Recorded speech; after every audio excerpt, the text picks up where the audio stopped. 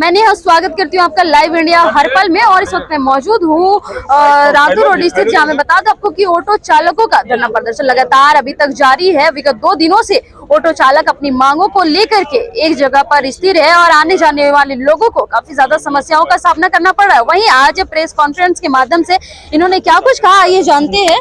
क्या कुछ कहेंगे उत्तम जी? आज आप लोगों ने प्रेस कॉन्फ्रेंस रखा, क्या कुछ इस प्रेस कॉन्फ्रेंस में रणनीति बनी, क्या कुछ निकल कर आया? देखिए, आप तो शुरू दिन से सारे विषय को दिखा रहे हैं, आपको जानकारी भी है। महीनों दिनों से हम लोग संघर्ष कर रहे हैं। जब कोई कहीं से न्याय नहीं मिला तब हम लोग सड़क पे उतरे हैं और अनिश्चितकालीन स्ट्राइक का घोषणा किए। सोचिए, कल एक ई रिक्शा कोर्ट से छुड़ाया है जिसको 31,500 रुपया फाइन दिया गया। क्या ये न्याय है? आपके जितने चाहने वाले जो आपके न्यूज हैं उनको देखने वाले, हम उनसे क्वेश्चन करते हैं, क्या 31,500 रुपया एक ई रिक्शा चालक को फाइन काटना क्या सही है? पेट में लात पड़ा है, घर की खुशियां को, अपने बच्चे की शादी के पैसे को, उसके जेवर को हम लोग गिरवी रख के लोग ई रिक्शा ऑटो खरीदें और आप डायरेक्ट उसको कोर्ट भेज दे रहे हैं और कोर्ट में 31,500 रुपया फाइन। सोचिए कहाँ है।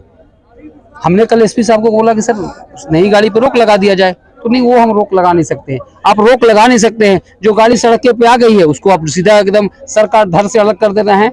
हमने तो कहा कि अभी तो ई रिक्शा ऑटो नहीं चल रहा है। परसों तो माननीय राज्यपाल जी गड़ी खाना चौक पे फंस गए, उसका जवाब आप दीजिए ना। लोग कहते थे कि ई रिक्शा ऑटो से जाम होता है, तब महामहिम राज्यपाल क्यों फंस गए?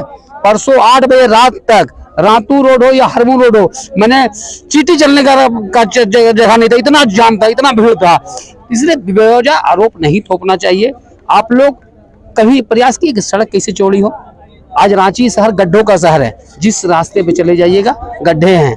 आपको कटल मोड़ से अगर रातू आना है तो 1 घंटा लगेगा, क्योंकि रास्ता ही खराब है, गाड़ी का चाल एकदम आस्ते आस्ते। मिलकर कोऑर्डिनेट की, क्या कुछ निकल कर सामने आया? क्या आप लोग घेराव करने वाले हैं, मुख्यमंत्री पास जाने वाले, या फिर कुछ अलग रणनीति? देखिए, अभी हमारे नेता लोग गए थे, कमिश्नर से बात हुई है। अगर लिखित मांगे हैं, अगर वार्ता सफल हुआ तो हम लोग इस आंदोलन को खत्म करेंगे। नहीं हुआ तो कल 11 बजे माननीय मुख्यमंत्री से मिलेंगे।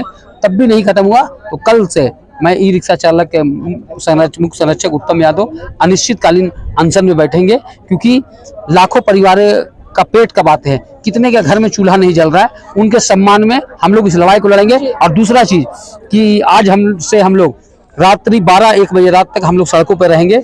अगर कोई बाहर से दूसरे जिले से हमारे रांची में आ रहे हैं, अगर उनको कहीं जाने का कोई सुविधा नहीं मिल रहा है तो हम लोग उनके घर तक फ्री ऑफ कॉस्ट पहुंचाएंगे।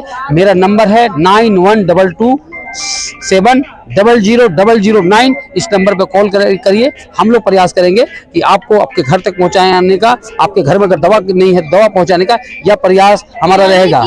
यानी कि ई रिक्शा तो नहीं चल रहा है, ऑटो टेम्पो तो नहीं चल रही, लेकिन मदद पूरी तरह से करने की कोशिश की जा रही है। देखिए, हमारे ही हैं, हमारे ही अंग है, इसलिए उसको हम कभी परेशान होता नहीं देख सकते हैं। रक्षाबंधन पे भी हम लोग एक प्रयास किए थे कि बहन जो हमारे ई रिक्शा ऑटो में बैठ रहे थे उनसे हम लोग पैसे नहीं ले रहे थे। हम लोग प्रयास करते हैं, सिर्फ हमें बदनाम करके लोग रखा है, हम लोग उतने नहीं। कुछ लोग, अगर कोई बड़े राजघराने के घर के बच्चे हैं ना, उसके घर के भी कुछ बच्चे नालायक होते हैं। अगर हमारे बच्चे अगर कोई नालायक है तो उसको लाइन में कौन लाएगा? हम ही लाएंगे। तो हम लोग इस तरह का प्रयास कर रहे हैं। ये हमारे साथ उत्तम यादव जी मौजूद है, जिन्होंने आरजेडी से कैलाश यादव जी जुड़ चुके हैं, उनसे हम बात करेंगे। क्या कुछ कहेंगे कैलाश जी? आज आप ऑटो चालक यूनियन संघ के बीच में आए और इन लोगों से क्या कुछ वार्तालाप हुई, क्या कुछ निकल कर सामने आया, क्या कुछ है? नहीं, हम इनके समस्या के साथ में है। हम राष्ट्रीय जनता दल की ओर से आए हैं और कल हमको जानकारी चली कि लोग अनिश्चित काल पर बैठे हुए हैं धरना पर। चूंकि ऑटो यूनियन और रिक्शा वाला सबसे निचले स्तर का जो है आपको साधक होते हैं और इनके बगैर हर यात्री जो है अधूरा है। उसका आवागमन, उसका यात्रा करना जो है संभव नहीं है। हॉस्पिटल का मामला हो, एयरपोर्ट का मामला हो, रेलवे स्टेशन का मामला, बस स्कूल का मामला हो, कॉलेज, हर चीज में जैसे एक व्यक्ति का 2 पैर होता है, 2 हाथ होता है, उसी तरह से चालक संघ का जो हम लोग हाथ और पैर होता है। तो यात्री की परेशानी है और इनकी जीविका का भी सवाल है। इनके साथ में ज्यादा अत्याचार नहीं होना चाहिए, प्रताड़ित उतना ही करना चाहिए जितना कि हो सके।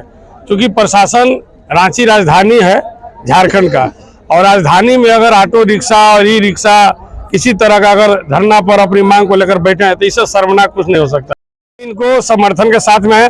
अगर हमारी इनको आवश्यकता पड़ती है कि सरकार के प्रतिनिधि से, सरकार से बात कराए, तो निश्चित तौर पर हम इनके साथ में हर जगह हम ले जाके बात कराएंगे और जो इनका उचित मांग होगा उनको पूरा करवाने का हम इनको आशा। कहना है कि इनकी मांगी जो है वो पूरी तरह से जाए।